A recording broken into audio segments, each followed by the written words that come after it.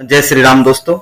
आज हम जानेंगे भगवान शिव के 8 पुत्रों के नाम और 8 पुत्रों के बारे में जानकारी लेंगे। अगर आप हमारे चैनल पर नए हैं तो कृपया हमारे चैनल को सब्सक्राइब करिए और हमारे न्यू अपडेट्स के लिए बेल आइकन को दबाना ना भूलें। अगर ये वीडियो आपको पसंद आए तो कृपया लाइक करें और अपने दोस्तों के साथ शेयर करना ना भूलें। आइए जानते हैं। विष्णु ने ब्रह्मा के पुत्र भृगु की पुत्री लक्ष्मी से विवाह किया था। शिव ने ब्रह्मा के पुत्र दक्ष की कन्या सती से विवाह किया था, लेकिन सती तो दक्ष के यज्ञ की आग में कूदकर भस्म हो गई। उनका तो कोई पुत्र था और ना ही कोई पुत्री थी। तब कैसे जन्मे शिव के पुत्र? आइए हम जानते हैं। सती के आत्मदाह करने के बाद सती ने अपने दूसरे जन्म में पर्वतराज हिमालय के यहाँ पार्वती के रूप में जन्म लिया। यह उमा ही, पार्वती का नाम ही उमा है। सती या उमा ही मां दुर्गा के रूप है। शिव और पार्वती के मिलन के बाद शिव जी का गृहस्थ जीवन शुरू हुआ और उनके जीवन में अनेक प्रकार की घटनाओं की शुरुआत हुई। पार्वती के साथ रहते हुए शिव जी के कई पुत्र हुए। उनमें से 8 पुत्रों के बारे में पुराणों में वर्णन है। सबसे पहले पुत्र का नाम है गणेश जी। शंकर भगवान के 8 पुत्रों के नाम है गणेश जी, कार्तिकेय जी, सुकेश जी, जलंधर, अयप्पा, हुमा, अंधक और खुजा। आइए बताते हैं कि शंकर भगवान के 8 पुत्रों के बारे में थोड़ी सी कथा पे चर्चा करते हैं। गणेश जी भगवान शिव की पहली पत्नी सती थी जो आग में जलकर भस्म हो गई थी। उन्हीं सती ने जब दूसरा जन्म पार्वती के रूप में लिया तब उन्होंने भगवान शिव को प्राप्त करने के लिए तपस्या की। शिव जी ने प्रसन्न होकर उनकी मनोकामना पूर्ण की और उनसे विवाह किया। पुराणों में गणेश जी की उत्पत्ति की विरोधाभासी कथाएं बहुत सारी हैं। भाद्रपद शुक्ल चतुर्दशी को मध्याह्न के समय गणेश जी का जन्म हुआ था। एक कथा के अनुसार शनि की दृष्टि पड़ने से शिशु गणेश का सिर जलकर भस्म हो गया। इस पर दुखी पार्वती से ब्रह्मा ने कहा, जिसका सिर सर्वप्रथम मिले उसी गणेश के सिर पर लगा दो। पहला सिर हाथी के बच्चे का मिला। इस प्रकार गणेश गजानन बन गया। शंकर भगवान के दूसरे पुत्र का नाम है कार्तिकेय। शिव के दूसरे पुत्र कार्तिकेय को सुब्रमण्यम, मुरुगन और स्कंद भी कहा जाता है। उनके जन्म की कथा भी विचित्र है। कार्तिकेय की पूजा मुख्यतः दक्षिण भारत में होती है। अरब में यजीती जाति के लोग भी इन्हें पूजा करते हैं। उनके प्रमुख देवता हैं दक्षिण भारत के या यजीती जाति के लोगों को भी ये प्रमुख देवता है। उत्तरी ध्रुव के निकटवर्ती प्रदेश उत्तर पूर्व के क्षेत्र में विशेष में इन्हें स्कंद नाम से भी जाना जाता है।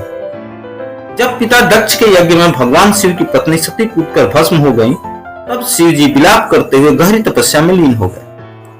उनके ऐसा करने से सृष्टि शक्तिहीन हो गई जाती है। इस मौके का फायदा दैत्य उठाते हैं और धरती पर तारकासुर नामक दैत्य का चारों ओर आतंक फैल जाता है।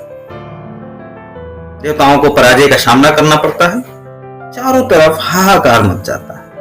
तब सभी देवता ब्रह्मा जी से जाकर प्रार्थना करते हैं।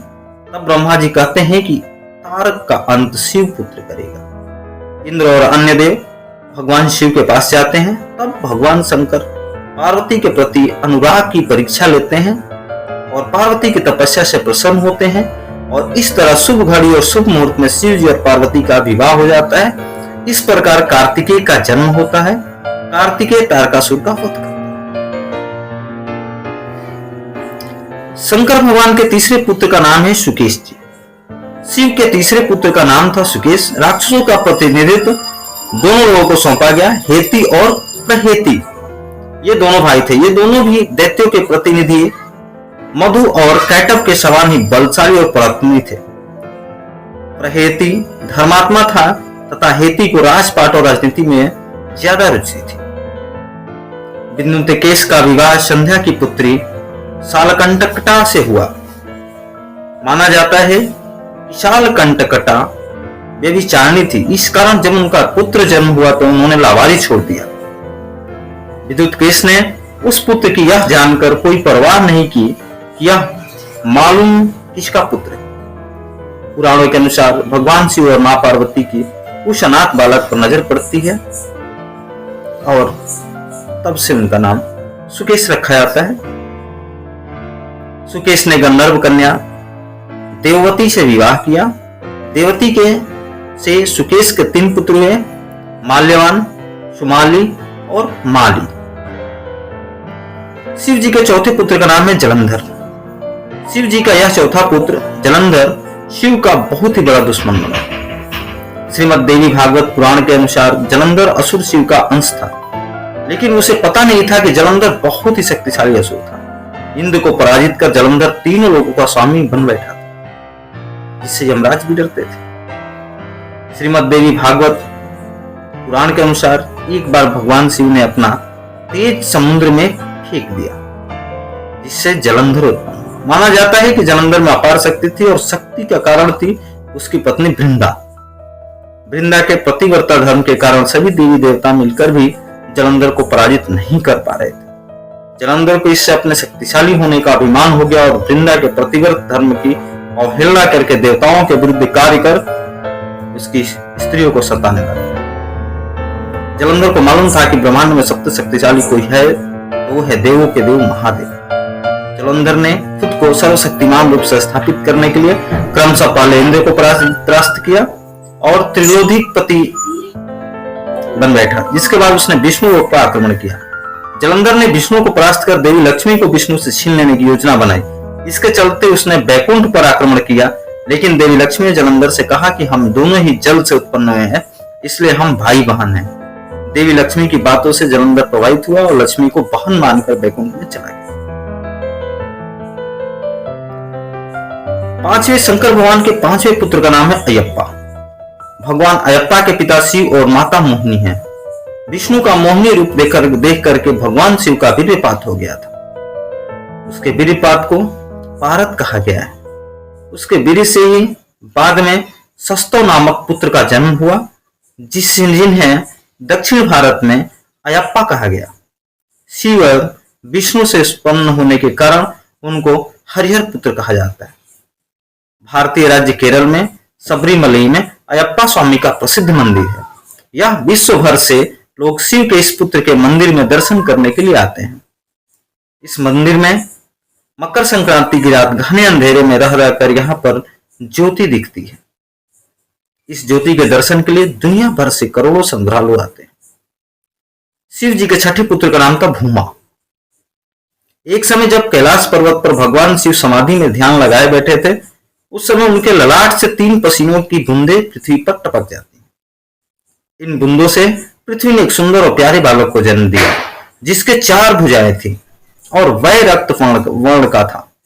इस पुत्र को पृथ्वी ने पालन पोषण करना शुरू किया, तभी भूमि का पुत्र होने के कारण इनको भौम कहा गया।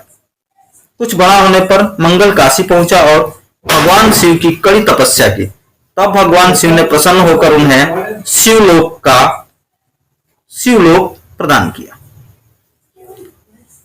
एक पुराण के अनुसार शंकर भगवान के 7वें नंबर के पुत्र हैं अंशक। अंशक नामक भी एक पुत्र बताया जाता है, लेकिन इनका उल्लेख बहुत ही कम मिलता है। 8वें नंबर के पुत्र थे खुजा। पौराणिक वर्णन के अनुसार खुजा धरती से तेज किरणों की तरह निकल रहे थे और सीधा आकाश की ओर निकल गए थे। ऐसे ही पौराणिक कथाओं के लिए हमारे चैनल को सब्सक्राइब करिए, वीडियो को लाइक करिए और अपने दोस्तों के साथ शेयर करना ना भूलें। फिर मिलते हैं एक दूसरे इसी कथा के साथ। तब तक के लिए जय श्री राम, जय श्री महाकाल दोस्तों।